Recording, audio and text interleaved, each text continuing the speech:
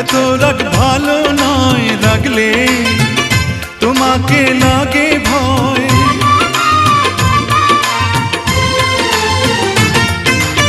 আমি কাছে আর আসবো না, তোমায় ভালো আর বাসবো না।